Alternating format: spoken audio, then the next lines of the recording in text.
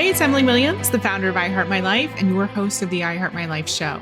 This is episode 192, my simple method for making a decision. So I wanted to dive into this topic because I feel like there is definitely decision fatigue amongst many business owners, amongst driven people, amongst people who have lots and lots of choice. And obviously, it's an incredible thing to have choice, but sometimes there is such a thing as too much. And most of us don't actually know how to trust ourselves enough to make the right decision. I know for me, there are tons of decisions on a daily basis, from personal decisions to business decisions. Truly, across the board, it feels like decision after decision after decision. So you may be wondering, what are you to do? How are you supposed to actually know how to make decisions? Today's episode is designed for you if that is something that is on your heart and a question that comes up regularly. I'm actually going to give you my own methodology for making decisions, and it's a way where you can really tap into what it is that you actually want and release all the stuff that's making it so challenging to actually get to that decision, get to that yes or no in the first place. So let's dive in. This episode was sponsored by the I Heart My Life Mastermind. The I Heart My Life Mastermind is perfect for you if you already have a business and you're looking to scale. We cover tons of different topics. We cover marketing strategy, revenue planning, team, processes, everything you need in terms of mindset, high performance, really taking care of yourself as well as your business, events, publicity. We literally have 7 coaches under one umbrella to support you and give you the answers to all of your burning questions. We host regular weekly workshops where you get your personal questions answered. We have retreats. You have a private Slack channel where you get to ask questions 24/7. You have an extensive resource bank that helps you put in place our cash method in your own business, and much, much more. This is one of the most inventive programs around. I don't know anyone else offering the service that we provide. So if you are interested in growing your business and transforming your life, definitely book a call with us to learn more. Go to iheartmylifebooking.com and learn more about the I Heart My Life Mastermind.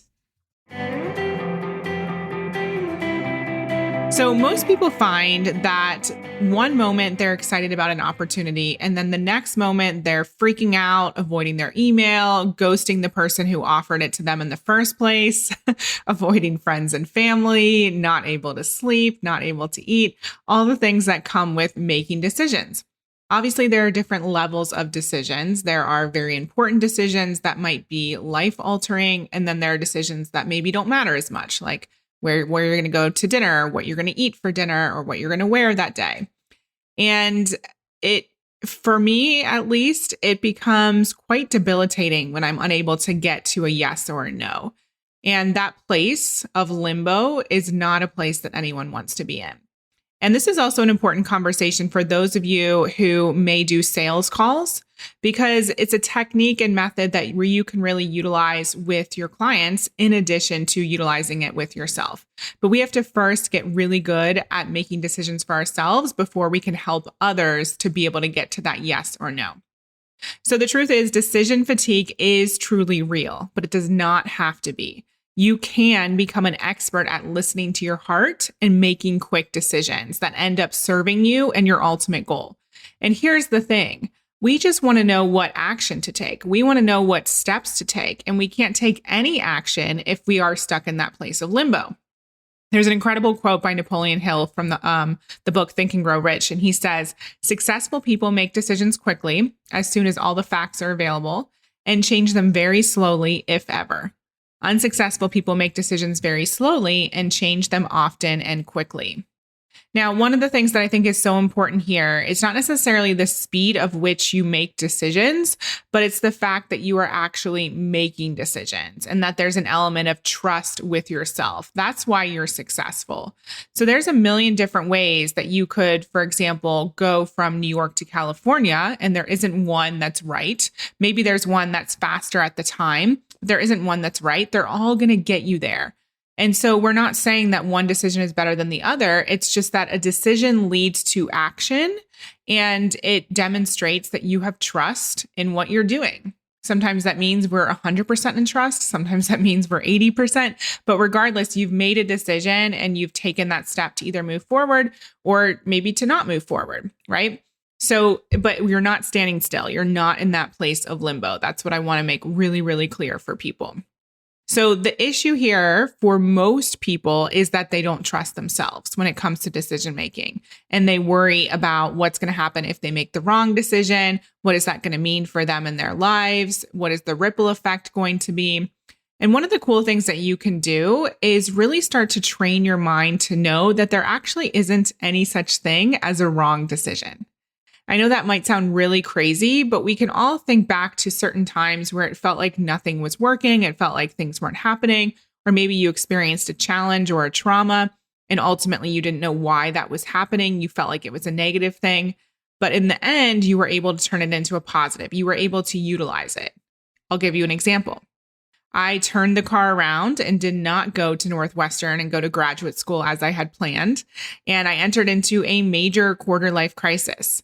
A lot of people in that moment where I still didn't have things figured out could have said that that was the wrong decision.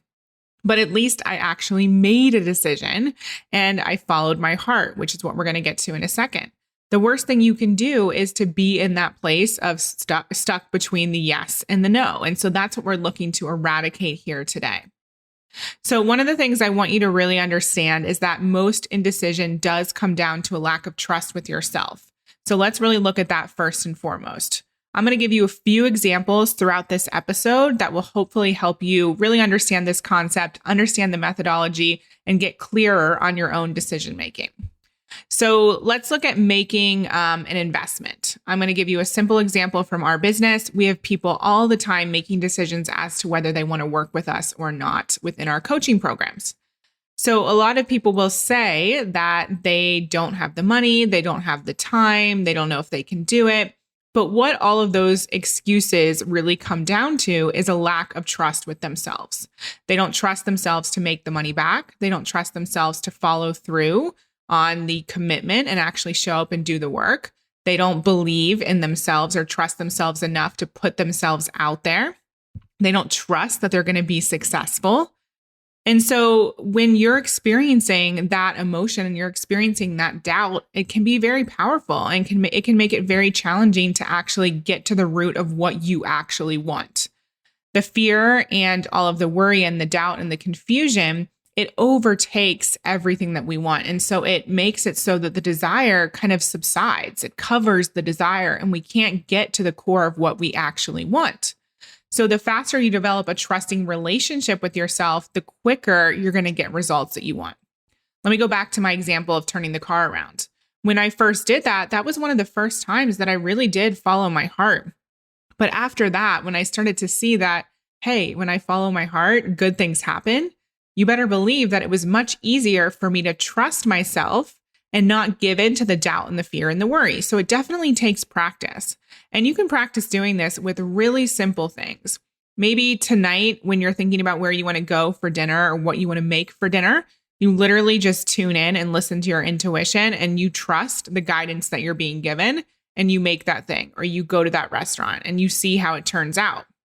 I have a friend who is really into intuitive eating. And so she'll actually visualize what it is that she wants to experience after a meal, how she wants to feel. And then she'll tune in to what actual item, what meal, what type of food is going to get her that result, which I think is super interesting. Now, one of the other concepts I want you to really think about is the fact that our truth is really in our desires.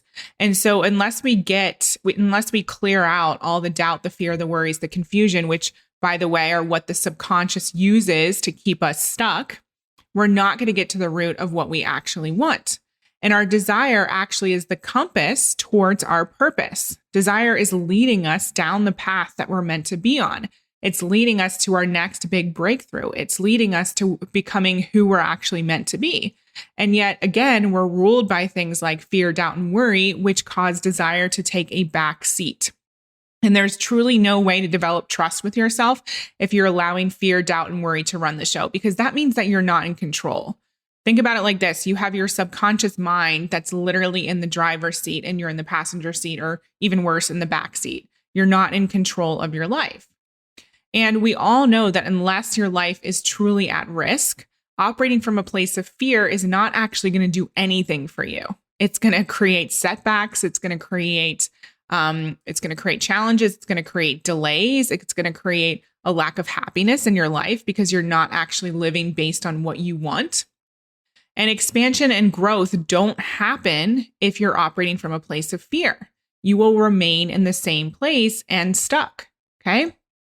So here's the methodology that I want to share with you today. It's really simple. And it's basically based around me asking myself a series of questions so I can get to the root of what I actually want. So again, I'm going to share a little bit more about this person who wants to make the investment. Let's continue with that example because it's a really easy one. And I've had this in my own life. I remember in the very beginning of building my business, there were many times where I wanted to work with coaches or be a part of masterminds or programs. And the investment felt scary. It felt heavy. It felt like I didn't know if I could do it. And so I would go back and forth in my mind about what it was that I wanted. Same thing today, with other examples. There are times where I'm making a decision in business and I have to really be able to remove that fear and doubt in order to get to the root of what it is that I actually want. Okay. So in terms of the investment example, let's just say that you are thinking about investing and working with a coach or being a part of a program, something like that. Okay. And at first, you're really excited about it. You have the conversation, you get on the call, you get all the information, and then you start to think about the money and you start to worry about the investment. Now, that's when the fear starts to cover the desire. And so now we're really anxious, we're nervous, we can't actually feel that desire that we initially felt, that thing that really pulled us and caused us to book the call in the first place. Right? You booked the call. There was a reason. Something encouraged you to reach out. But now all you feel is fear. I've even seen people when we're in person and we're selling, I've seen people shaking because they're so nervous about their decision. And I've experienced that same thing. Maybe not that extreme, but I've experienced that place of limbo, not knowing what I should do. So in those moments, I identify what the fear is that's coming up. So for example, in this example, it would be the money, the fear of spending the money. Okay. So what we want to do is we want to be able to remove that fear and get to the root of what we actually want. So I ask myself a simple question. If I had $1 million sitting in the bank, what would I do in this moment? Now, obviously you can fill in the blank with any number that feels expansive for you. Maybe it's 1 million, maybe it's 100,000, maybe it's 10 million. It doesn't matter. Just think about an abundant number. If you had that money sitting in the bank, what decision would you make? And immediately, I hope you can see that removes the fear and helps me get to the actual answer, the thing that I want to do, the desire. Okay. Now, more often than not, my desire was to work with the person or be a part of the mastermind. Sometimes it was actually a no, and that can happen. Maybe you ask this question and you realize, you know what? It's not actually my desire to stay in the hotel or buy the house or invest in the program. I actually don't want to spend the money. It's not in alignment. And I just had a fear of missing out, right? That could be a true fear that's coming up for you that's causing you to think you should say yes, but it's not actually a true desire. We see this many times. People think, hey, I do want to start a business. But the reality is they think they should, and they're not actually willing to do what it takes to get their business off the ground. And that's okay. I'd rather you be clear about what it is that you want and don't want than pretend or get yourself, into action that doesn't actually feel aligned and isn't actually in service to your dream and your vision. Let's look at another example. Maybe you want to start a business or write a book or become a speaker, and you're feeling muddled or uncertain about the decision. So a lot of people suffer from this fear of not being good enough. So here's another question you can ask yourself if you're going to remove that fear and worry. You can ask yourself, if I were guaranteed to be successful as an author, coach, speaker, or business owner, again, you fill in the blank based on what it is you want to achieve, would I go for it? If this thing was guaranteed to be successful, would I go for it? Now, you want to be careful here because we don't want to do something just for the accolades or for the success. We want to make sure that this is in alignment with your vision. It is part of your dream.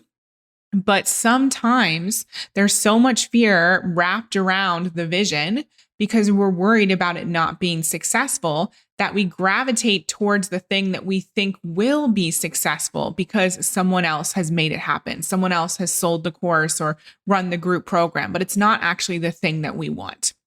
So it's really important that you remove all of those blocks and you really get yourself to the root of what it is that you desire. So really play with it.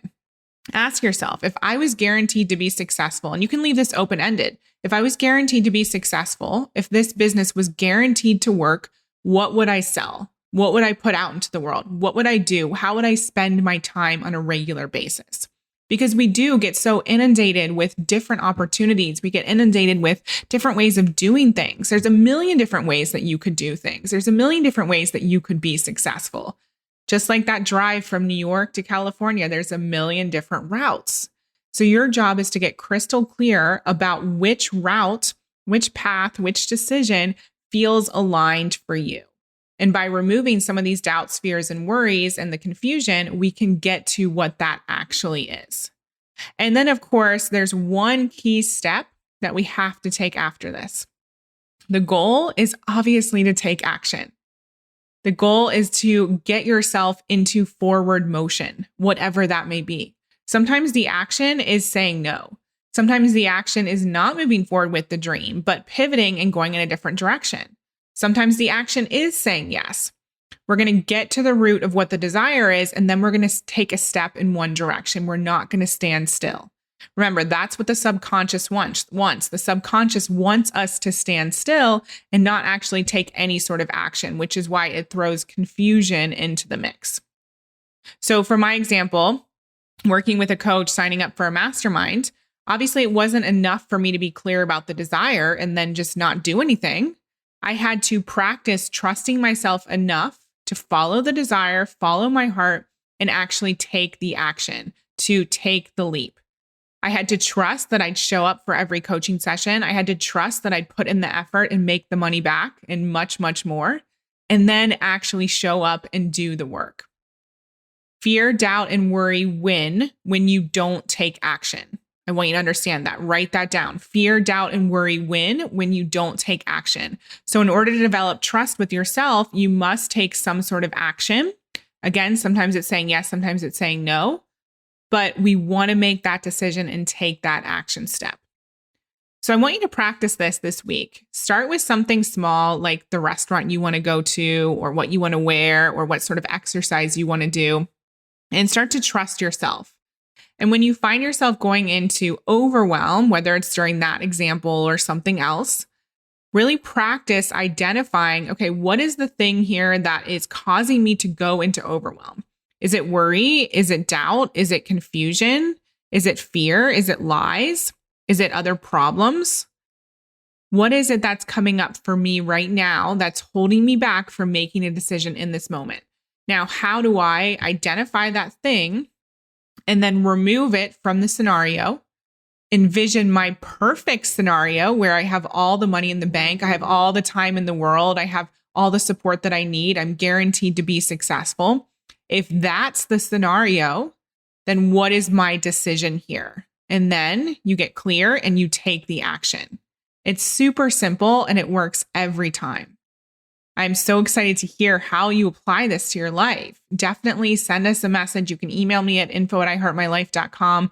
You can comment on our blog. Just get into some sort of action and practice with this methodology. And I know things will completely change for you. You'll get out of that place of indecision limbo where it feels like time stands still.